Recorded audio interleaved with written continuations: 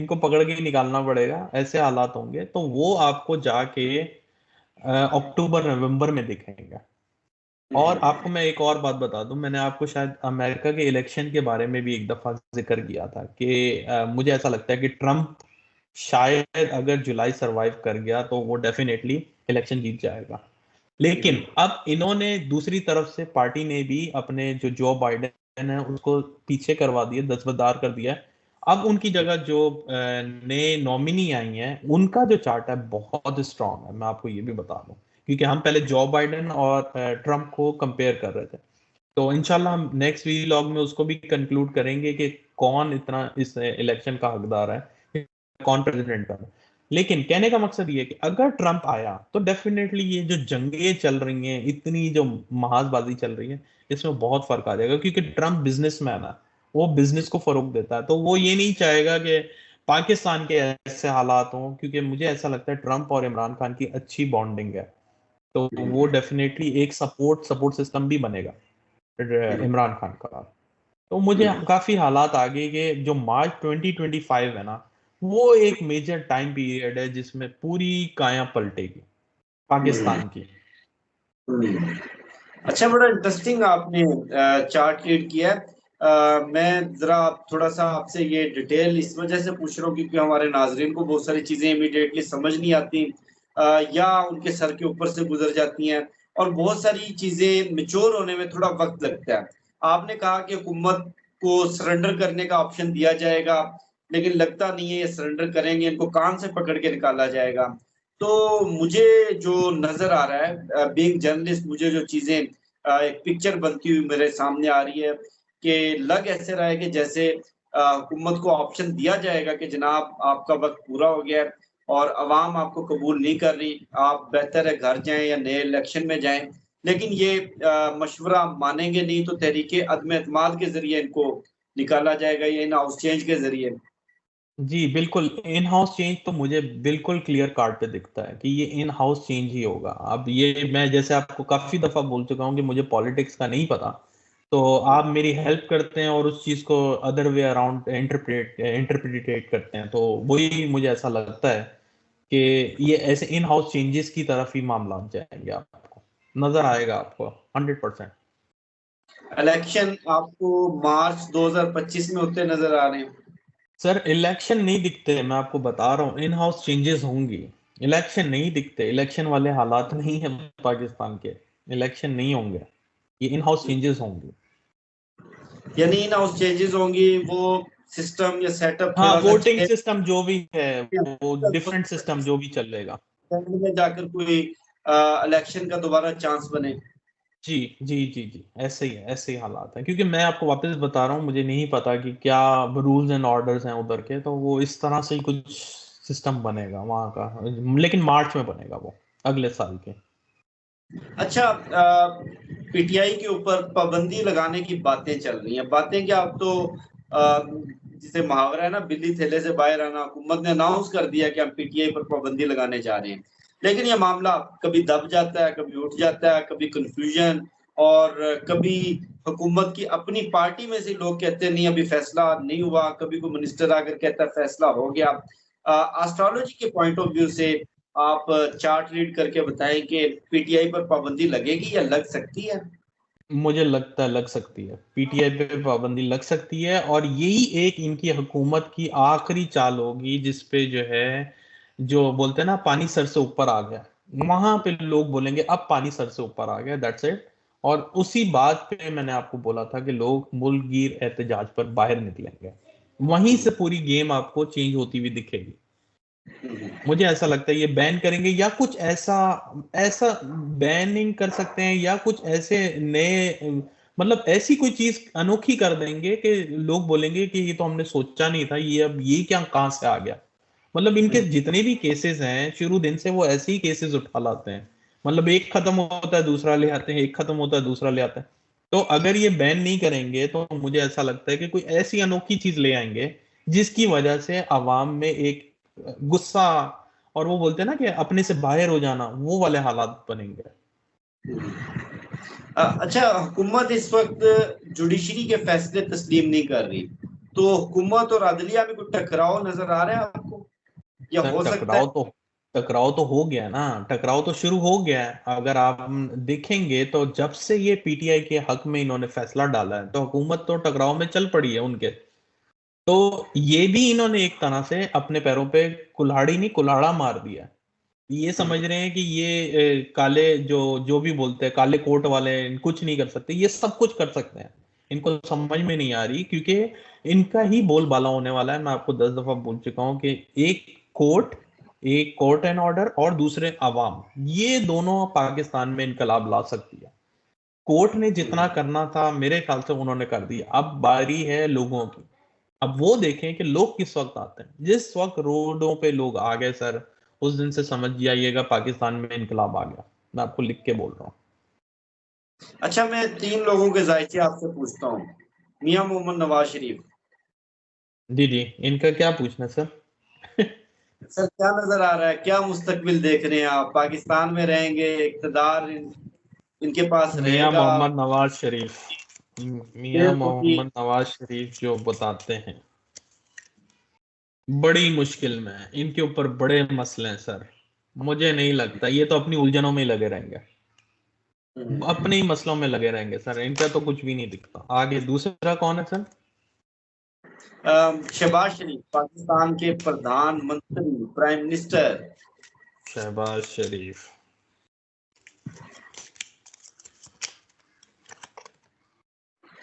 बस वो मस्त माहौल मिठे चौल। आगे बोले सर।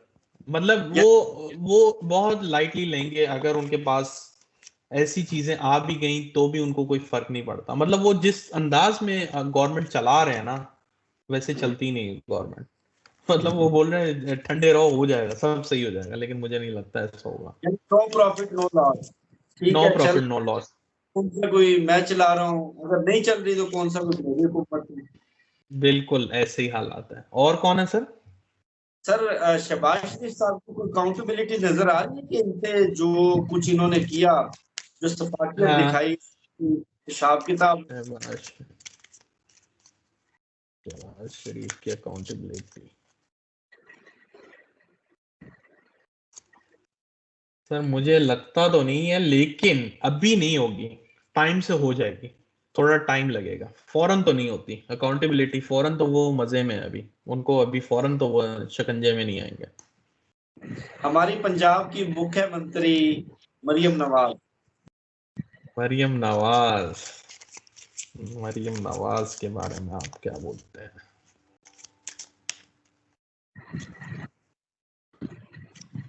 मरियम नवाज के पास कुछ अच्छी चीजें हैं, उनका फ्यूचर मुझे अभी इतना डार्क नहीं दिखता, लेकिन आगे चल के जो है ना थोड़े से मसलों में आ सकती हैं।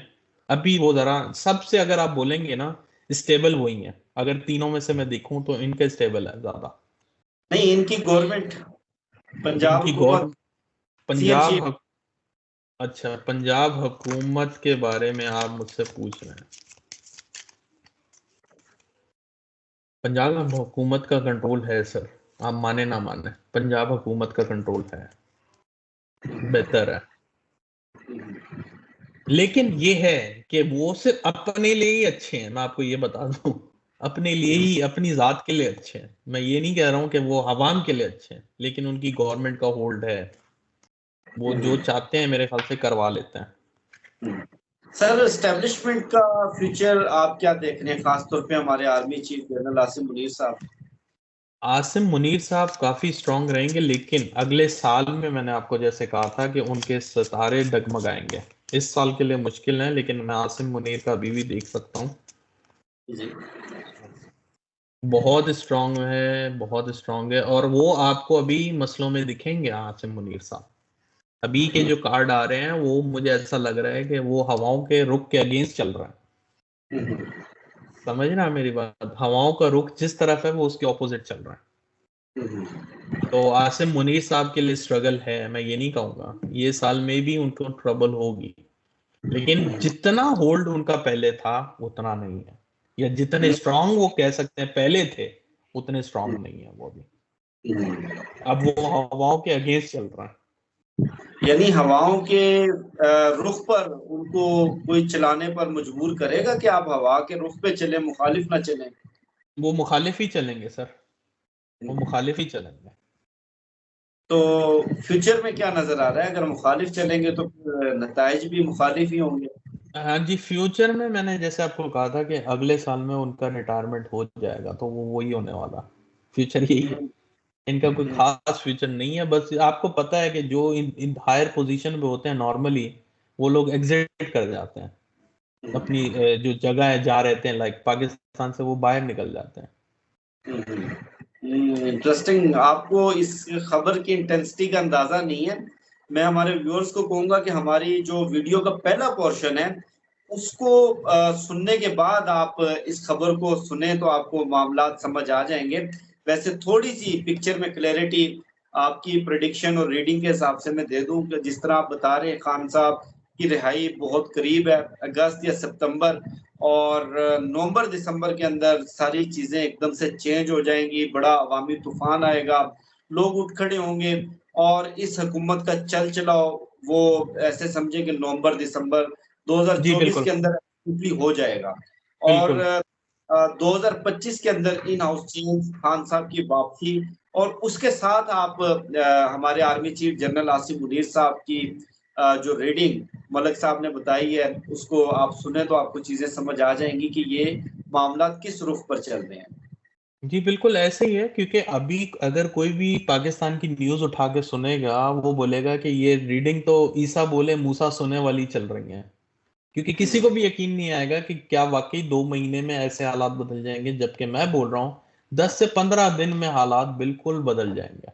आपको नजर आने शुरू हो जाएंगे कि क्या है। जैसे सर मैंने आपको, मेरे ख्याल से मई में हम डिस्कस कर रहे थे कि इंटरनेट पे प्रॉब्लम आ जाएंगे, लोग बाहर आ जाएंगे, अदालतें काम करना शुरू कर देंगे। उस वक्त किसी को यकीन नहीं आ रहा था, वो बोल रहा था ऐसा हो ही नहीं सकता, अदालतें तो चलती ही नहीं हमारे साथ। लेकिन आपने देखा कि अदालतों ने ही वो खान साहब को रिहाई दिया या रिलीफ दिया। और जहां तक इंटरनेट का रहा, वो उन्होंने इंटरनेट भी बंद किया। तो ये सब चीजें बहुत इजीली, अगर किसी को सही रीडिंग आती हो तो वो कर सकता। बात ये है कि कोई पहले से कहेगा ना तो वो बोलेंगे ये पॉसिबल नहीं है।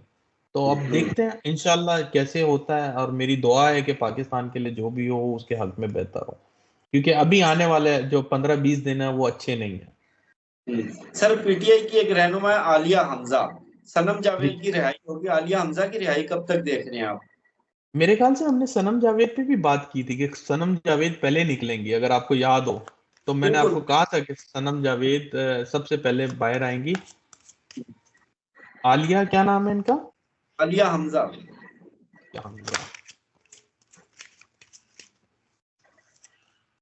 सर इनके लिए अभी टफ टाइम है, थोड़ा सा मुश्किल है इनके लिए बाहर निकलना। हो इतना जाएंगी, लेकिन अभी मुझे ऐसा लगता है तो 2 महीने तो हैं अभी कम से कम। डॉक्टर यास्मीन राशिद। डॉक्टर यास्मीन राशिद,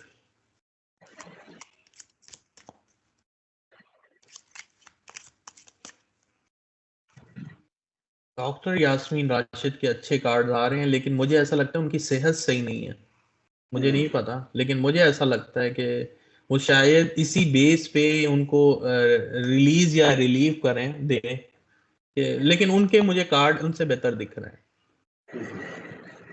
इनका भी मुझे ऐसा लगता है 2-3 महीने, ये सारे के सारे मुझे ऐसा लगता है खान साहब के बाद ही बाहर आने वाले हैं, या उनके करीब करीब। पीछे आ जाए, थोड़ी सी टाइमलाइन थोड़ा सा डिफरेंस आ जाए।